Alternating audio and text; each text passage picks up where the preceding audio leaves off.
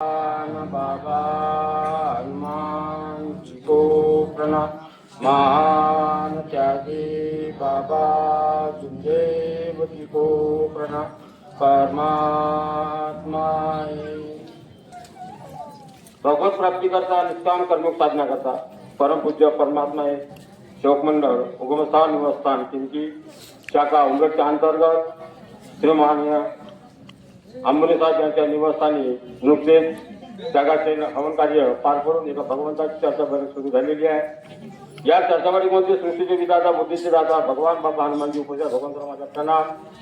आमच्या शरीरातून वाईट दिशातून प्रवृत्त करणारे मानव धर्माचे व्यवस्थापक महादेव हिंदू उपजा भगवान माझा नमस्कार प्रणाम। तसेच बाबाच्या सहकाराला वेळोवेळी मदत घालणारी आई वाराणसी शिंदेजी टुकडीकर आजच्या चर्चामध्ये उपजा आईला सुद्धा माझा नमस्कार। आदरणीय मन सर्व सेवक सेविका बालगोपाल सर्वांना एक साथ नमस्कार। सर महादेव जुमदेजींनी एका दारिद्र्य घराण्यामध्ये जन्मात येऊन खूप असा त्यांच्या परिवारामध्ये भूताडीचा खेळ होता आणि त्या खेळामध्ये त्यांच्या त्या घरामध्ये एक स्थिती वाजली का एक स्थिती जायचा अशा माध्यमातून महादेव जुमदेजींनी खूप असे या दुःखाच्या नायका लावण्यासाठी खूप असा कठोर असा परिश्रम करून देणारी महादेव जुमदेजींनी हा गोष्टीला छडा लावला आणि आपल्याला हा मार्ग आपला परिवार सुखमय बनवला आणि सुखमय बनवण्यासाठी हा मार्ग निर्माण झाला आणि हा मार्ग काढण्यासाठी सर्व आमच्या लोकांना मिळवून दिला आणि या मिळवून दिल्याच्या नंतर आपण या मार्गाची जोपासना कशी करायची तर आपण सेवक फक्त नावापुरती या मार्गामध्ये आलो आणि मार्गात येऊ येणारी खूप आपण अशी मनमानी करतो आणि बाबांना जे शिकवलेले आहे त्याच्या तत्वज्ञ शब्द 5 नियम या नियमाकडे आपण लक्ष देत नाही आणि फालतूच्या गोष्टीकडे आपण लक्ष देतो आणि लक्ष देऊन आपला परिवार विस्कळीत होतो आणि विस्कळीत होऊन सगळी आज आपण जीवनकडे आपण वादविवाद घालून सगळी एकामेकाचे उकाडे काढतो आणि मार्ग अलीगड आहे। मार्ग आपल्याला समजतं का? मार्ग म्हणजे काय होते, मार्गाची रूपरेषा म्हणजे काय होते आपण समजू शकत नाही।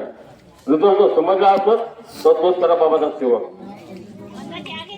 मार्गामध्ये महादेव जुमदेजींनी आदेशाप्रमाणे एक चर्चापटी लावून दिली। या चर्चापटीच्या माध्यमातून आपल्याला शिकायचं आहे आणि चर्चापटीच्या माध्यमातून जे काय आपल्या दुःख आपल्या परिवारामध्ये चुका झाल्या असतील त्या चुका त्या चर्चापटीच्या माध्यमातून तुम्ही सांगा। सर्व सेवकाच्या वतीने तो भगवंत ऐकत असतो आणि ऐकत असल्यानंतर ते चूक त्या चर्चापटीतून मान्य होतो आणि आपला परिवार सुखी बनतो। पण आजचा सेवक असा आहे का खूप अशा गलत्या करते आणि खूप आपली विसर्जी होते आणि त्याच्या परिवारामध्ये पाहाल खूप असे दुःख असतात पण त्या दुःखाचा निवारण कधी करू शकत नाही आणि एखाद्या चर्चामध्ये जर ये म्हणला तर येऊ शकत नाही।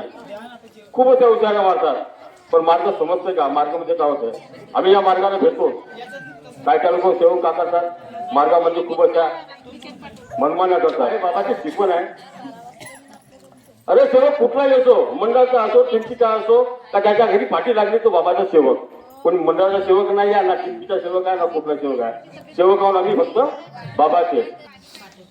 आता थोडक्यात म्हणजे एखादा परिवार जर दुःख जर आला आणि तो दुःख असताना तर मार्गाच्या सगळ्यापर्यंत जाते तर साहेब म्हणते माझ्या हाताला अशी गलती झाली आहे खूप अशी भयंकर गलती झाली आहे तर ठीक आहे म्हणते माझ्या लहान कापा येऊन जा म्हणते तुझ्या पूर्णपणे दुःखावर नुसतं दूर होऊ म्हणते।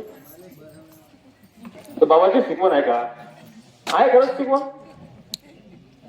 माझ्या घरी लाकूड सावकारी आहे तुझे दुःख पूर्ण नसत होते हकीकत आहे खोटा बोलणार नाही। भगवंताचा माहिती आहे तर भगवंत आम्ही बोलवतो आता कानाला पुष्कळ आहे पण त्या गोष्टी आपण भुवा चालू देते फक्त सांगता बरं थोडक्यात सांगत आहोत. म्हणून असं व्हायला नाही पाहिजे. आपण बाबाचे सेवक आहोत, बाबाच्या तत्वसंधीना आपण करण्याचा प्रयत्न करा. कारण कमी मनाने होणार नाही, मी मनाने होणार नाही, मी हा आपल्या अंगातून काढून टाका बाबांनी मी कधी म्हणलं नाही.